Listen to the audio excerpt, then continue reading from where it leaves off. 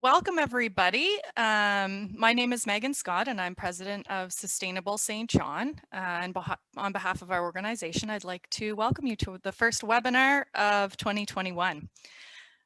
So the topic of this webinar is the energy assets and future of energy in the St. John region. So we have Colleen d'Entremont, and she's president for Atlantica Centre of Energy. And so they work with partners to engage the public and community leaders on energy topics to help them make informed decisions that are appropriate for our region. And in her role specifically, she's committed to bridging the gap between the energy sector and the community to help us realize our energy opportunities, in our own backyard. For those of you for whom this is your first Sustainable St. John event, the aim of Sustainable St. John is to create a culture of sustainability in the St. John region. So we look to connect businesses, nonprofits, and individuals to share our knowledge and best practices on all things sustainability. Before we get started, just a few housekeeping items. So please ensure for the duration of the presentation that your microphone and your video is off. If you have, I'm sure you'll have questions. So when you have them, please just insert them in the chat window or the chat bar, and we'll address the questions after the presentation. So I'll pass things over to Colleen to get started.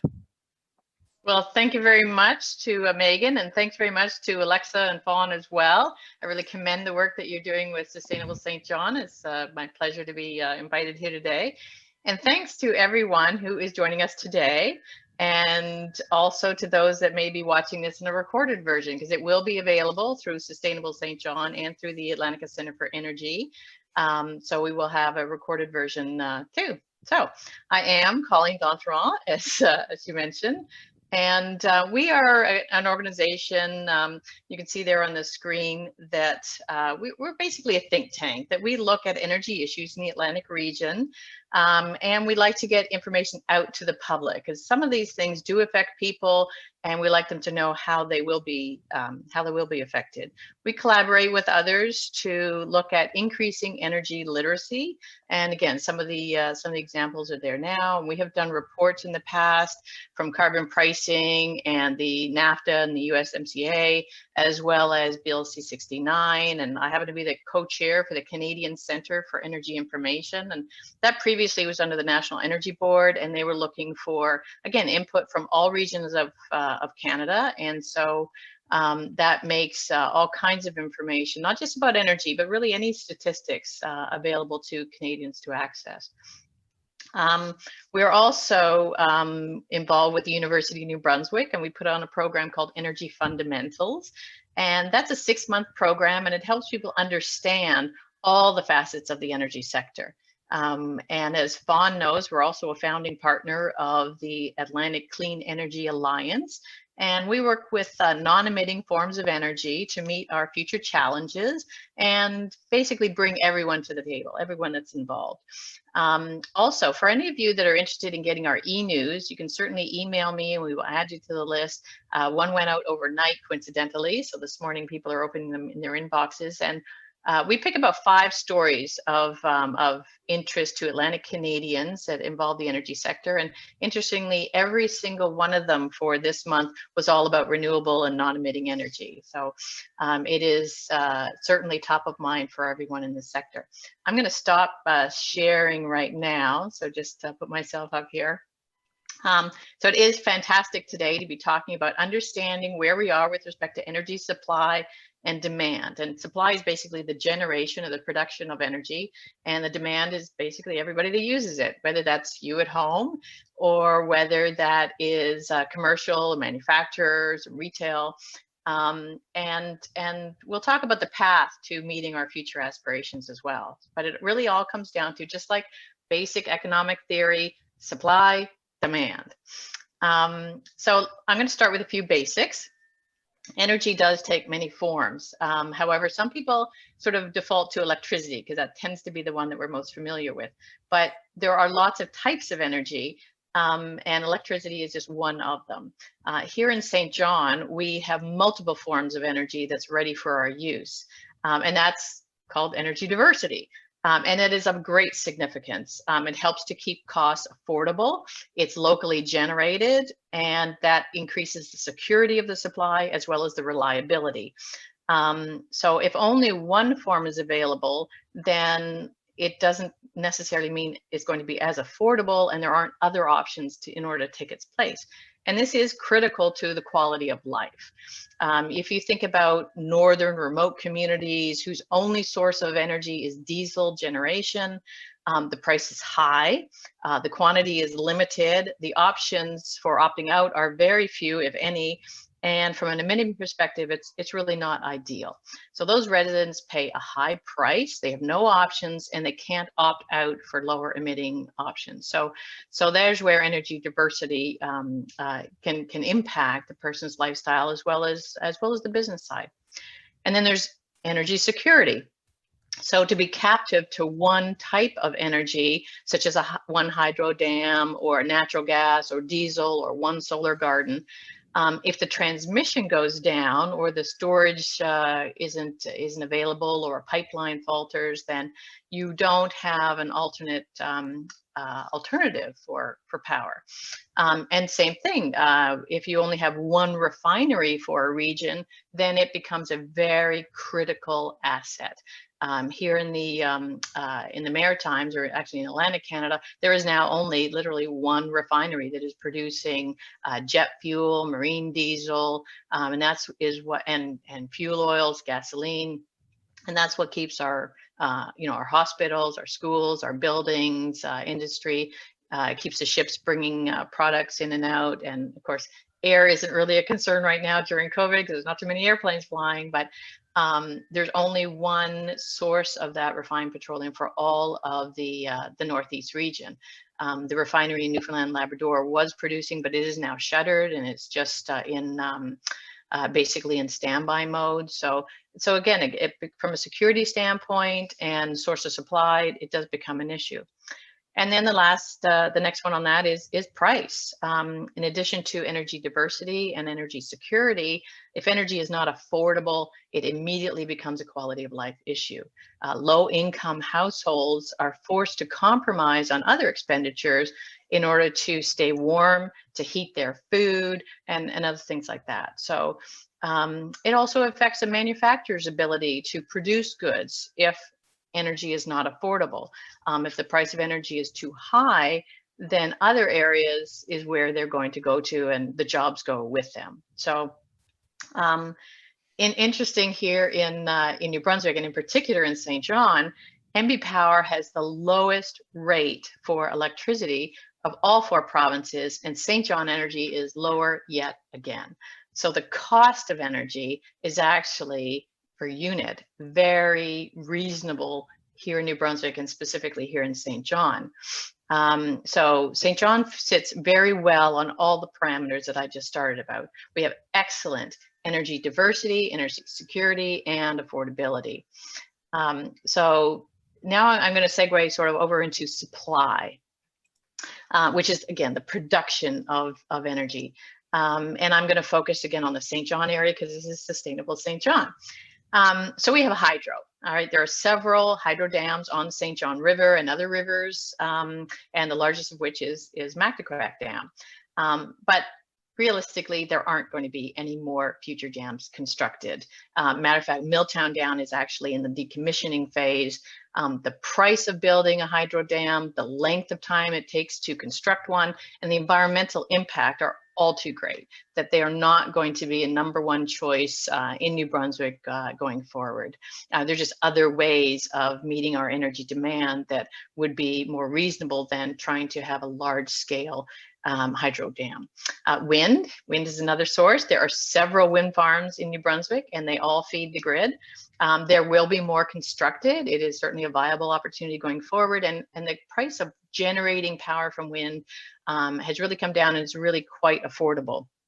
Very competitive with any other form of generating electricity. Matter of fact, there is one that is being contemplated by St. John Energy down by Coulson Cove. Then there's thermal production. We have Colson Cove, as I just mentioned, and Bayside. Bayside is a natural gas plant, and Colson Cove is a fuel oil one. And they both produce electricity, typically only on a week like today, or week like this, and a week like next week, during the coldest weeks of the year. They're what you call topping facilities. Normally during the year, they are not producing electricity, but when demand calls for it, they will actually turn on and produce electricity. And Point Lepreau is in this region as well. It is a nuclear plant, so it has nuclear fuel, and it generates electricity, and it is one of the largest baseload energy supply for the region. And then to connect all that, you have to have interprovincial and international transmission lines. And St. John is well positioned with those. And New Brunswick is extremely well connected.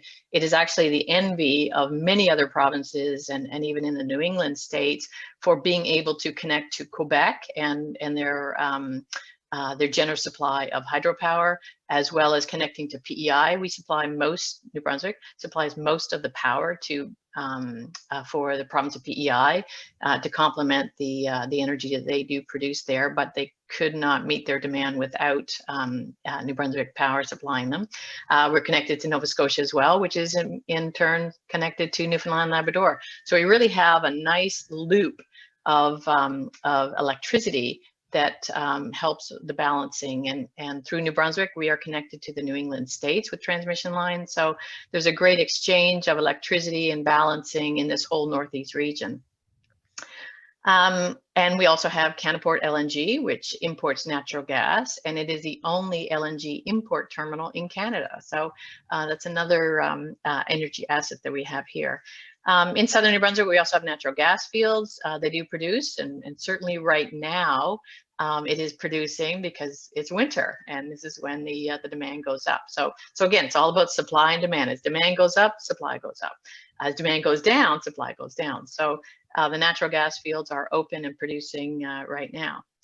And then there's also diversity in the business models of supplying this energy to the region. We have crown corporations such as MP Power.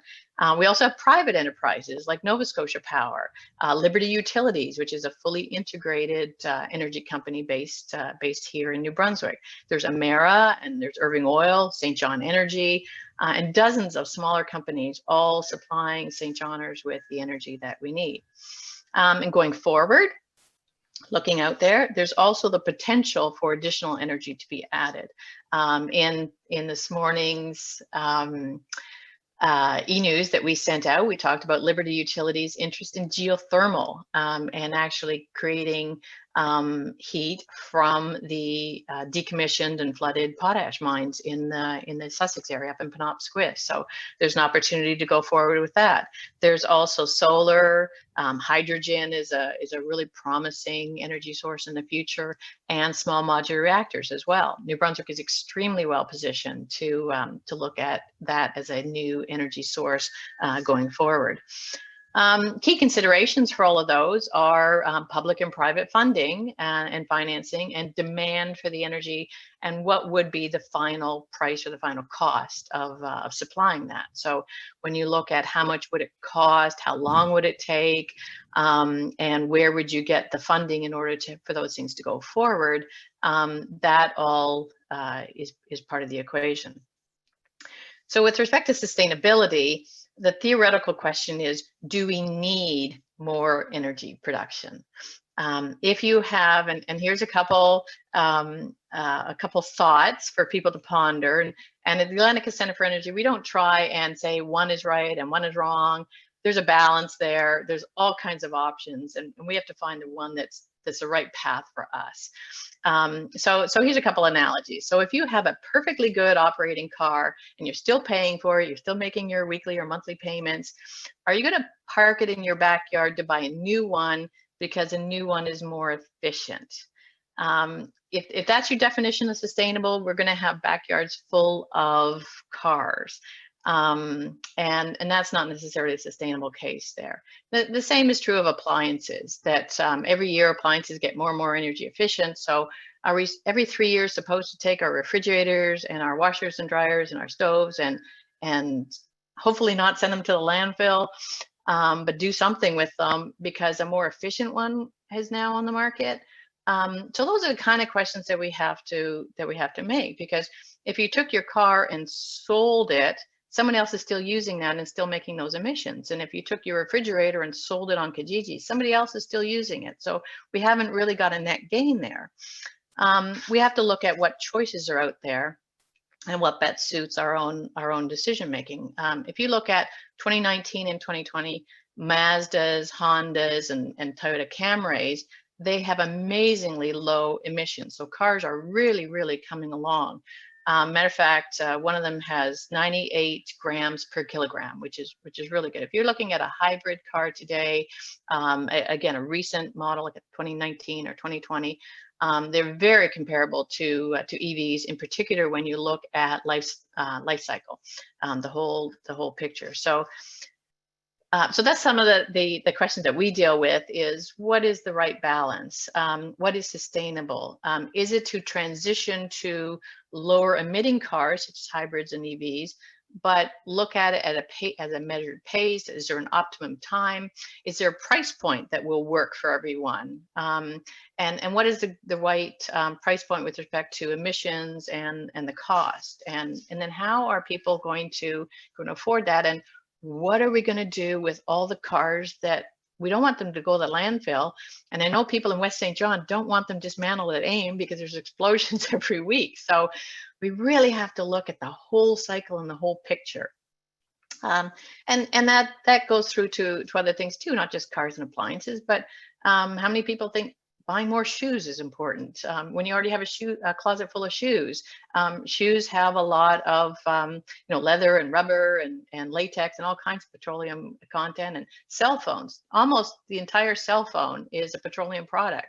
But a lot of people like a brand new one came out because it has a better camera than the one I used to have. So all of a sudden these cell phones are going out, and unless you're actually getting them out of the whole stream, we're not really making any headways. So these are the kind of challenging questions that we all have to look at: the utility of something that exists versus the cost of replacing it, and what do you do with the thing that you are replacing? So these are all the kind of questions that really we have to think about as a society, and then what we have to ask our politicians to enforce on our behalf. In the energy sector, it becomes even more important because our energy assets last for about 40 years, if not longer. They can be refurbished and actually last for another 40 years. So when we're making the decision to construct a new asset, such as a new wind farm, that's a 40-year decision. And we have to think about, in 10 years from now, is there going to be a new form of energy that's going to make this obsolete? Or is the energy asset that it's replacing, what are we going to do with it? We can't sell it. And if we dismantle it, how is that actually, helping society? So these are the kind of things that we look at, which then puts us over to the demand side. Society is pressuring government to encourage citizens and businesses to change their energy habits, their energy use. Both in form and in quantity. And I was mentioning to some people earlier before we went live, this is the takeaway for everybody who's watching today.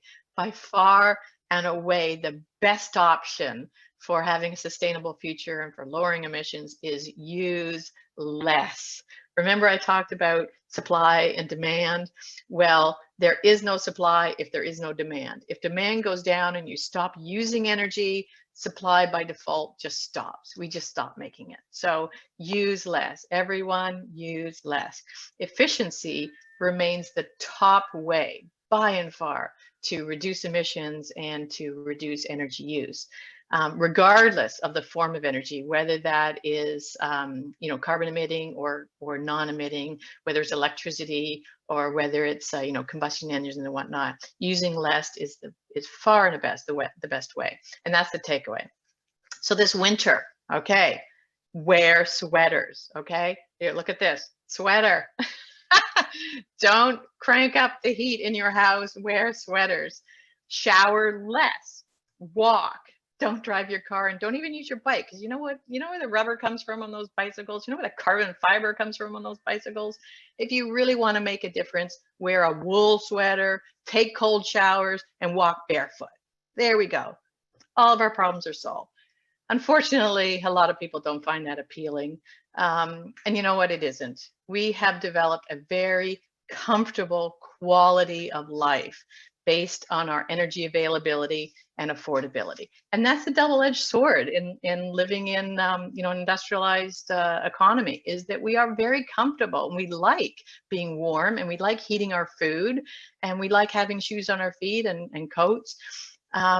So these are decisions that we have to make. How much, what kind of sustainable options can we get to that are less energy intensive?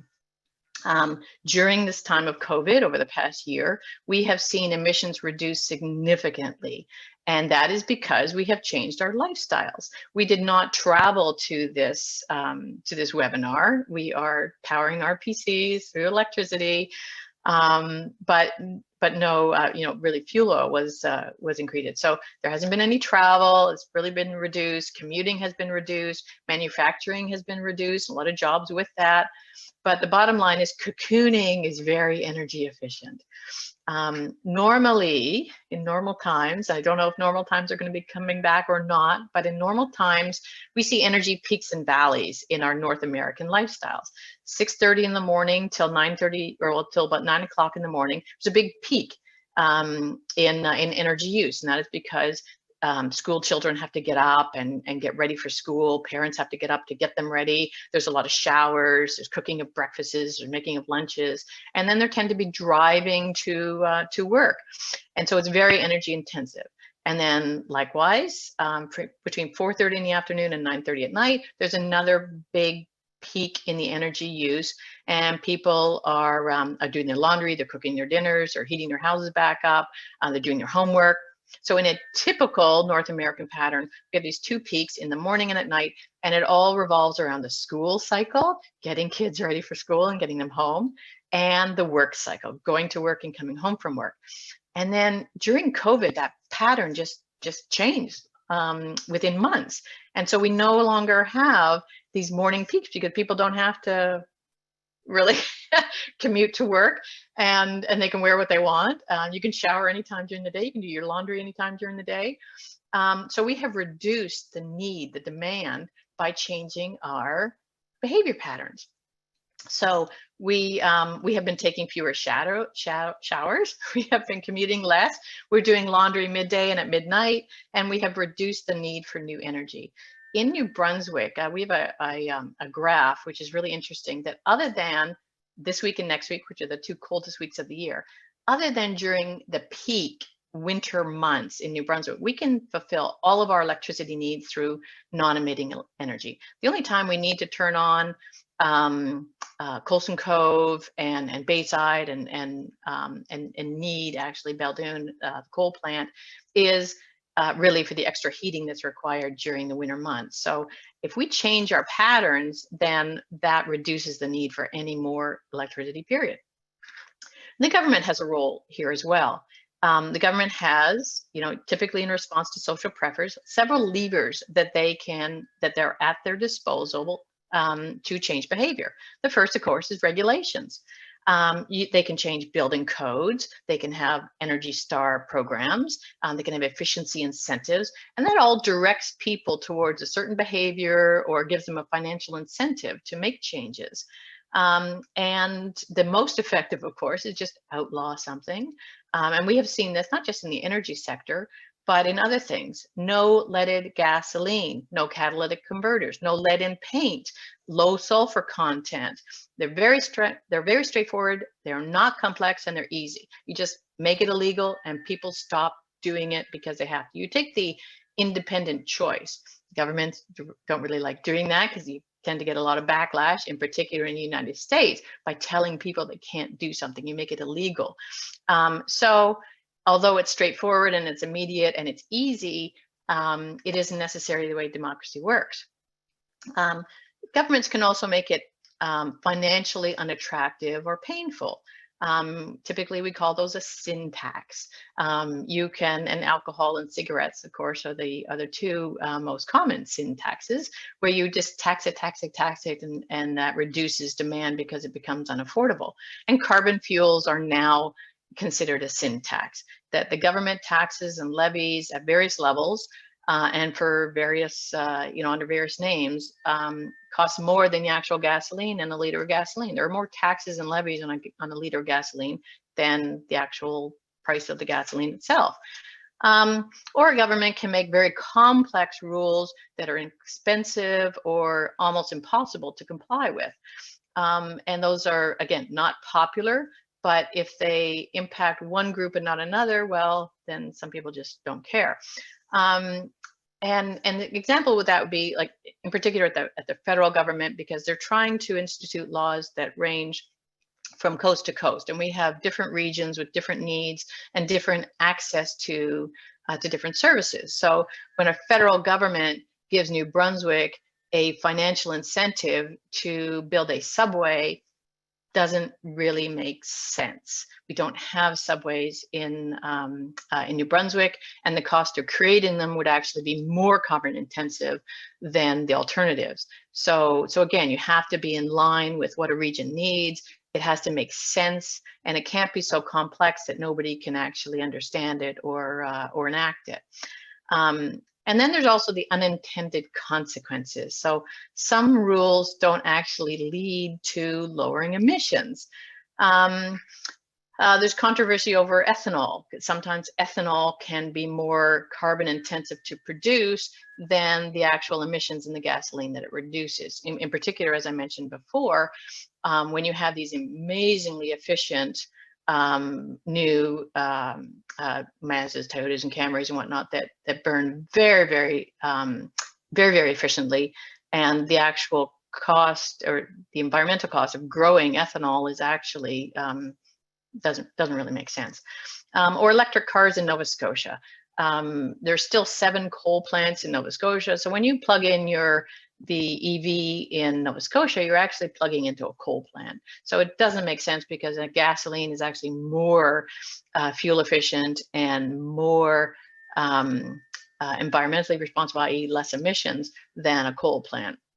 And then there's the end of life implications that we tend as people to think about the short-term implications, but long-term, trying to dispose of batteries, we haven't really gotten over that yet. We haven't really addressed that.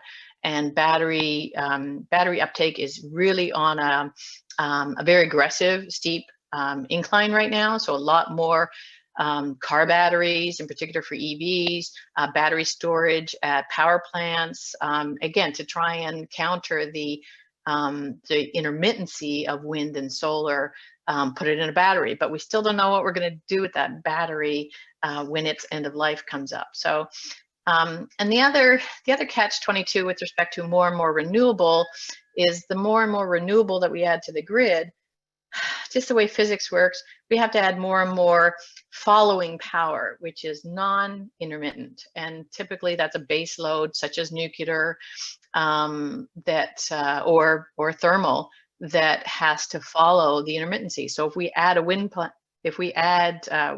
power as an example, or solar, and then the wind stops blowing or the sun stops shining, like half the day when it's nighttime, we, by legislation, have to have power that follows that matches it. So when it drops off, that supply kicks in. So every time we add renewable energy, we by default have to make sure that we have that comparable amount of megawatts available in some other form. And sometimes that's not really the smartest thing. So what we all look for is balance. And with the exception of a few cold winter months, which we have here in New Brunswick, and even with global warming, we're not going to get away with it. We have to fulfill our needs as responsibly as possible and look at the whole picture. Do we actually need new generation, or could we reduce demand to the point that we don't even need more? When people call for more wind and more solar and more hydro, if we don't need it, let's not build it. Think of that every time you hear about let's build more. Think about, do we need more shoes, really? what we need is to focus on what do we need 10 years from now, 20 years from now, and 30 years from now. Because today, as I mentioned, we can meet our energy needs. We don't need more. We just need to be able to meet our needs in 10 years, 20 years, and 30 years. And it's really important for energy companies such as NB Power, Nova Scotia Power, or and the various governments to look at what are our needs going to be longer term, and should we be investing in technology to meet those needs. I was doing a projection in, and this was for something earlier in a media interview earlier in the week, talking about the lifespan or the time frame of getting new projects built, and that happened to be the Atlantic Loop, which is a great idea. It's basically that is additional transmission lines from Quebec, where there's a lot of hydropower, and getting that hydropower to New Brunswick and Nova Scotia. And that right now our existing transmission lines are fully utilized. So we would need more transmission lines from Quebec into New Brunswick and Nova Scotia in order to reduce that coal that is being produced in the electricity is being produced in Nova Scotia in particular. And when you go through the timeline, it has taken, it's been 2 years of discussion on the Atlantic Loop project, formerly called the Atlantic Clean Energy Initiative. So for 2 years, they've been discussing that concept, which is where we are today. And then in the fall, the federal government agreed in the speech from the throne that they agree with the principle, the concept, the idea. And that's as far as it's gone after 2 years, that it's a good idea. What's going to happen now is it'll have to get priced out, and that'll be about $3.5 billion to build that additional transmission line. So that'll be the next challenge of who is going to pay for that. We know NB Power does not have that kind of funding. We know Nova Scotia Power is not going to want to put that cost on their ratepayers. So that only leaves taxpayers.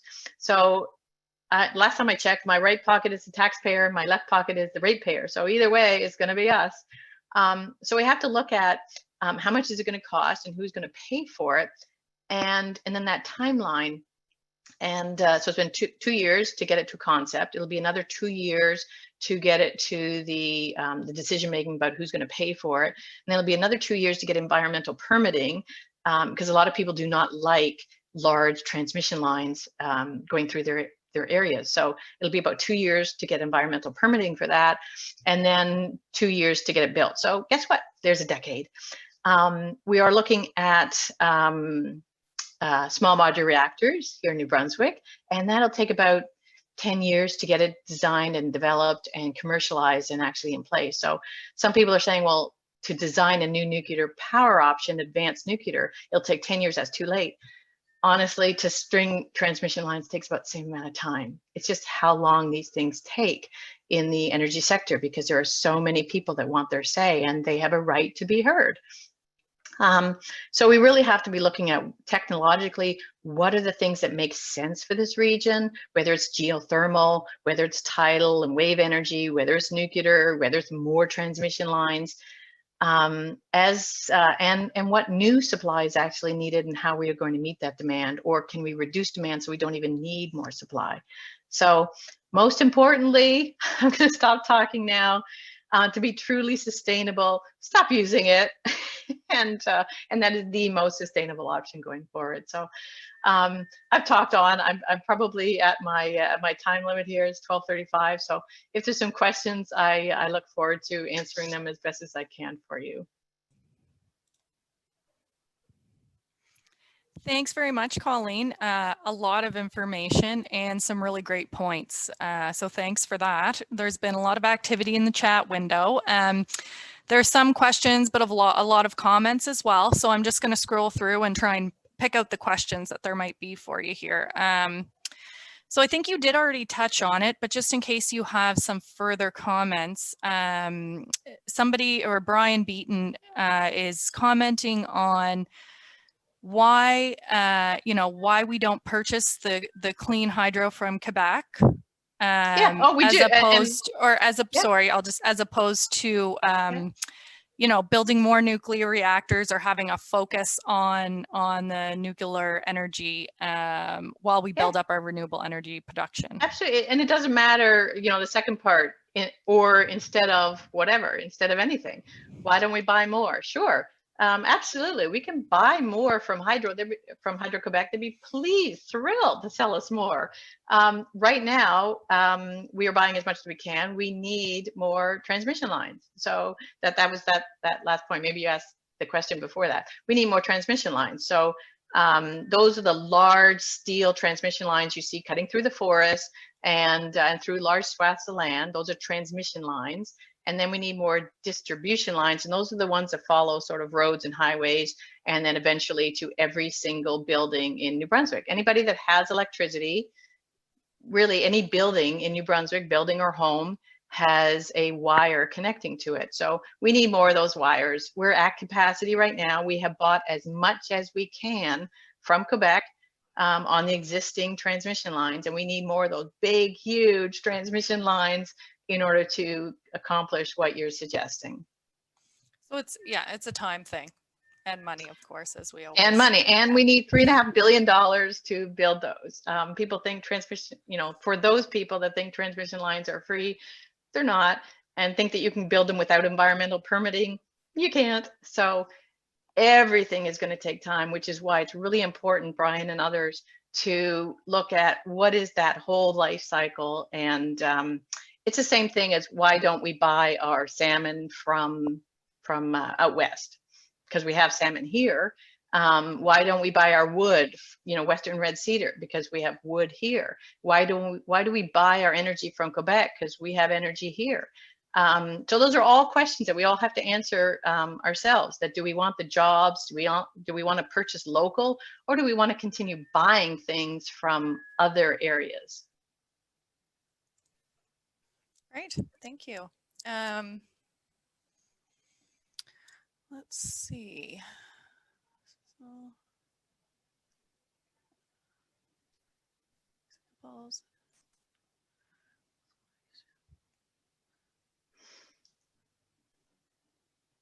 Sorry, you can feel free to scroll through as well. Colleen, a lot of content. Fine. Sure. The if you look at technology and the way that it is changing, today for electricity, as I mentioned, we have to have a wire connected to our house, and someday, holy cow, maybe we won't have to. If you look at Wi-Fi, we no longer have to plug in our computers. We have Wi-Fi all over the place, and maybe someday we'll have satellites. But right now, there's tens of thousands of satellites circling the Earth in order for us to do exactly what we're doing here today, connect. And whether that's sustainable, I don't know. And I don't know in 10 years if we can, change the world by creating new forms of energy and reducing the environmental liability of some of the ones that we have. The best thing, that we recommend is get informed and just follow some of these things.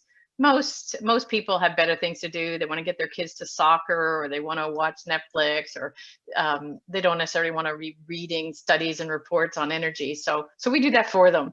And then we pick out the ones that we think have a reasonable shot at continuing the quality of life that we have, and having the lowest impact or the least amount of investment that's required, or the ease of implementing here.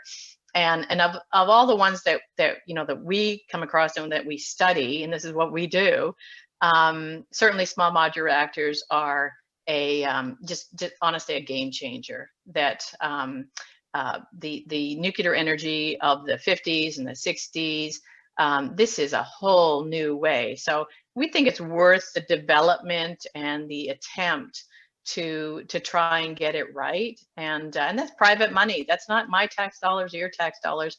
These are private investments. And we look at TransCanada Energy, and they were spending their own billions of dollars on trying to get energy from one part of the country to another, or energy from Canada to the United States. So anytime a private company wants to spend their money and not mine, I'm okay with that. So they have to have a very good, solid business case. They have to have environmental permitting. There's all kinds of rules and regulations. And one of the things that we advocate here with the Atlantica Centre for Energy is all of the above. Let's try as much as we can that has a reasonable shot of success, so that we continue the energy diversity that we have. Because as I mentioned at the beginning, that is a huge asset, a huge advantage that St. John has, is the fact that we have options for all kinds of different energy. And the more that we can continue that energy diversity, then that goes with our energy affordability and access as well. Great. There's a question here about tidal energy. So just wondering if you can comment on how much of that is happening in New Brunswick. Yeah, in New Brunswick, pretty much none. Most of the energy with respect to tidal energy, and again, the energy side, the production of energy, is actually going on the Nova Scotia side. And that's a geological reason. Some of us may recall that on the Bay of Fundy side at Hopewell Rocks, as an example, on New Brunswick, our tides go down to zero. We mark it from a tourism standpoint, walking on the ocean floor. Well, walking on the ocean floor produces zero energy. And so what you want is not high and low tides, but you want the volume of water. And over on the Nova Scotia side, in particular, going into the Minas Basin and really great at Cape Split, you have probably the largest volume of water in the world going through into that. So the North Atlantic is the ocean. It goes into the Bay of Fundy, which is like a funnel, and then it goes into the Minas Basin, which is even a tighter funnel. So you have this tremendous surge of energy going through that. So Nova Scotia, that was their thing, is tidal energy, and they have continued to invest in all kinds of different options. There's probably about 6 or 7 different ways of that they are, again, developing and trying to create energy out of the ocean. And similar to development, that's been going on for about 10 years. So they are just at the stage, one of them was at the stage where they were actually producing electricity connected to the grid. And that was the first time in history that tidal energy had been produced from the ocean, connected to the grid, and was actually being used. It was powering about the equivalent of about 500 homes in Nova Scotia.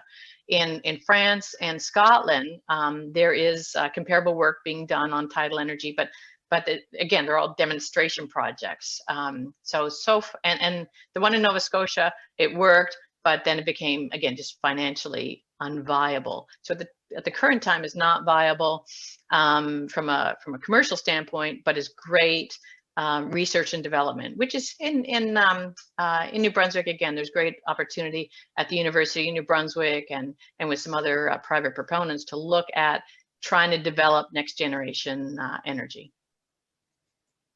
Great.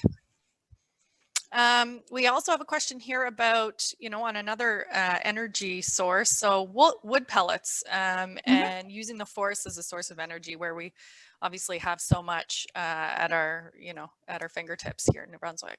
Well, the lead story on our e-news, which went out overnight, was the fact that here in New Brunswick, wood pellets from New Brunswick were shipped through the Port of Belledune and sent over to Europe, and they have been actually for quite a while. But our news story today was in the UK, and I don't have it right here in front of me, but it is the first time in 230 years that bioenergy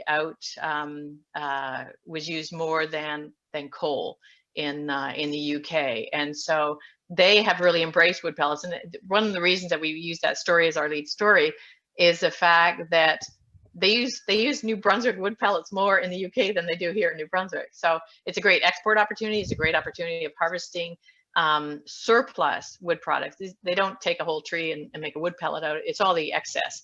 What formerly, back when I was at Dalhousie University in Halifax, and I used to come home on the weekends and I would drive by and I'd see them burning, the sawdust and things like that. Well, that just doesn't happen today. Now you make wood pellets out of it. And we ship that here from New Brunswick over to Europe, and it gets used there, and it is displacing coal.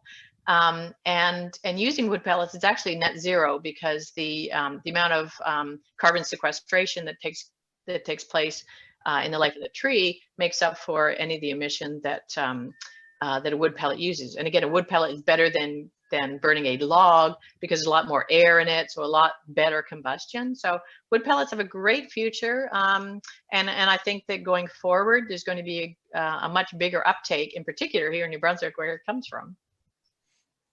Great, thank you.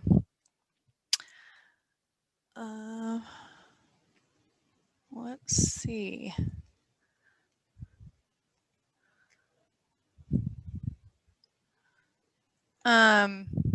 Well, I just wonder if you could comment, because you did talk a lot about reducing demand. So I wonder if you could comment on, kind of from your perspective, what the most effective strategies might be for doing that. So it could be, anything that you see that's happening in the province today, or, or something that you think we could start doing that we're not right now.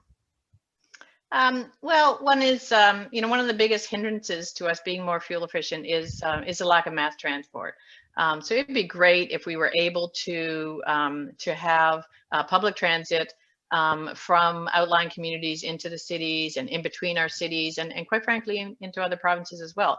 Again, assuming that at some point we're allowed to get outside of our province and people from other provinces are allowed to come here. So one of the biggest challenges of being more energy efficient is having these options available to us. So you can penalize someone who drives a car by charging more for the gasoline, but unless you give them that option of not using that car, we're really not getting further ahead. So it'd be great for people to band together and use mass transit as one quick example.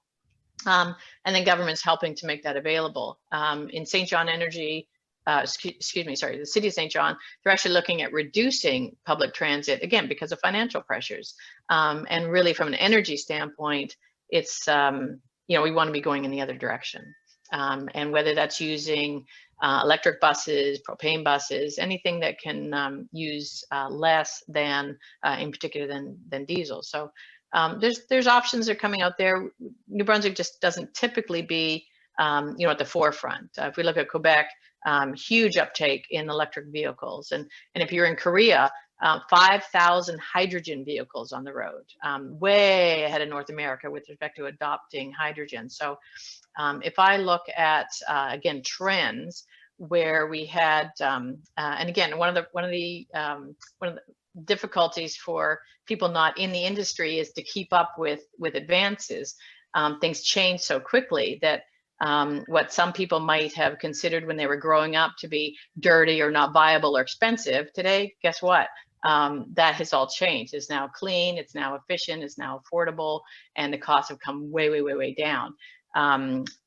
Wind energy used to be really expensive, and people used to, disregard it as too expensive, and now the prices come way down. If you looked at again at these next generation nuclear, it will actually be the most affordable. So things change, and you have to keep up. Sometimes people are still talking about things that were the case 20 years ago, 30 years ago, and you just have to keep up with what's going on. So some of those things too, as example in Quebec, just about all of their buses are electric buses, and here in New Brunswick, I think all of them are diesel. So we have to keep up with technology and sort of make some of these transitions, and in some cases, change our thoughts or just get new information in order to displace things that we used to know to be true that just aren't anymore. Great. Let's see. So there is a question here about providing options or ways for mid and low income people to reduce their energy consumption, specifically regarding some programs that might be available from the government, on housing retrofits. So actually next month, our webinar is with NB Power. with Beth Pollock. So I know she will be able to speak to that very directly. So certainly we'll continue that conversation next month. But I wonder if you might have any comments on, again, ways to, best provide programming or opportunities for mid to low income, people and families to reduce their consumption. Yeah, a lot of that I will leave to Beth. I don't want to steal her thunder. She's much more of an expert on energy efficiency than I would be. Know her well. And actually, I've done that in our house. We went through the energy efficiency program and had the assessment done, the audit, and again changed everything. Spent and again, I'm not the best test case because we spent thousands of dollars on a very old home and trying to make it energy efficient. And yeah, okay, we got a couple $100 back, but so some of those programs do have to be adjusted for middle and low income because honestly, there's in my case, my personal case, certainly no, certainly not cost competitive in doing that.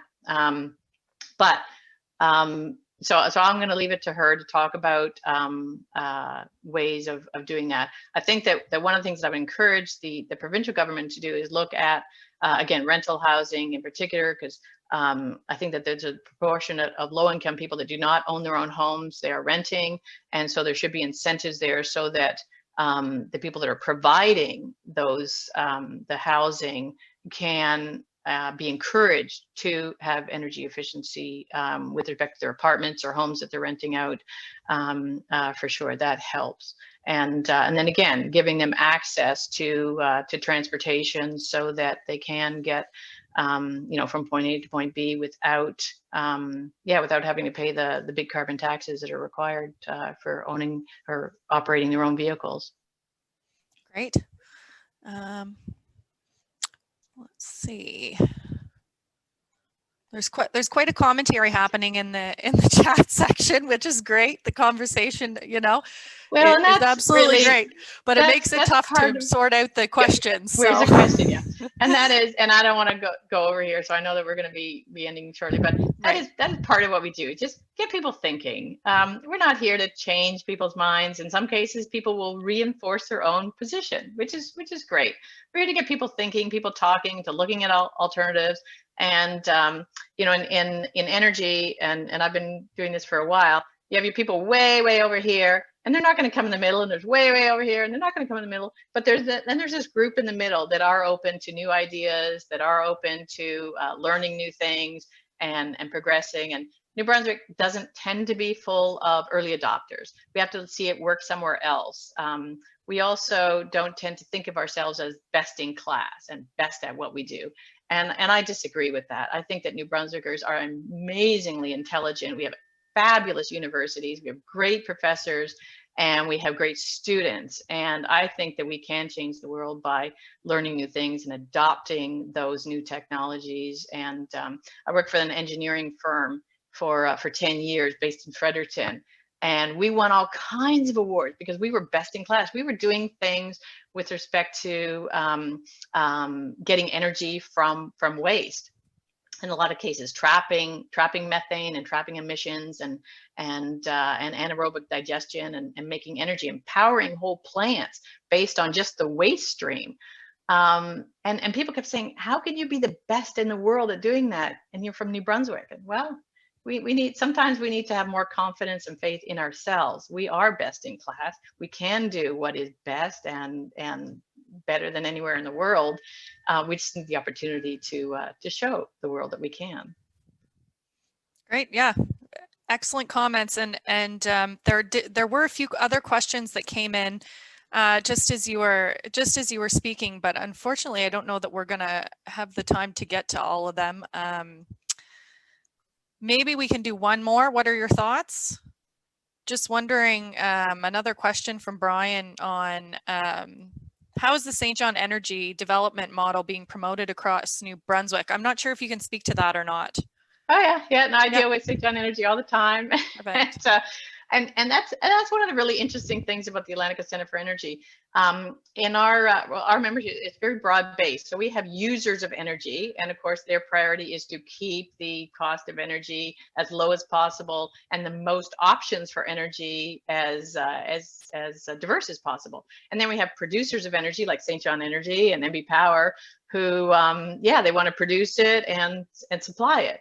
And then of course we have others at the table that have different forms of energy. So it's a really interesting discussion. And with St. John Energy, they are one of the most, if not the most innovative electrical, municipal electrical utility in certainly in Canada, no question. I would hesitate to say in North America because I don't know them all, but certainly an extremely progressive, innovative, enterprising energy energy company, municipal energy company. So again, they should be held up. Every now and then I think, man, you couldn't get any better. You couldn't get any better, and then they do. Their people are fantastic to deal with, and what they're doing with their own. Smart grid innovation and smart metering and wind farms and solar and the very first Tesla battery in North America came to St. John. And again, they should be held up as a really good example of looking at what are all the options and where can we actually be innovative and make it be sense and still be cost competitive, so we have the lowest rate of electricity in really in the Maritimes. And again, I sort of a closing comment. It's not about the rate of electricity because it's really low. St. John Energy, the rate of electricity is really low. It's we use too much of it. So if you use less, your bill will go down. But the rate is about as low as it can be. So one of the interesting things with St. John Energy is they didn't take an energy perspective. They took a technology perspective. They looked at the transmission as an example with telecommunications. That it used to be, big phone companies, and you'd have a landline, and you get charged for long distance. And then somebody said, "What if long distance was free?" And it's like, "Oh, that couldn't happen. Long distance will never be free. That's how we make our money." And then that business model changed. And now guess what? Long distance is free, and we all have cell phones, and nobody even has a landline. And so St. John Energy started thinking, what if electricity was free? How would we make money? What would we do? And so they started, renting out heat pumps and started looking at, they rent water heaters, and maybe there's other things that we can supply to our customers, not just electricity. And I would predict someday electricity is going to be free. What's going to be expensive is connecting it. And that's exactly what we found in our homes, that with Wi-Fi, long distance is free, but I bet everybody has a really big connectivity fee right now that, we all want Wi-Fi. Some people don't want landlines anymore, but we all want that connectivity, and that's what costs.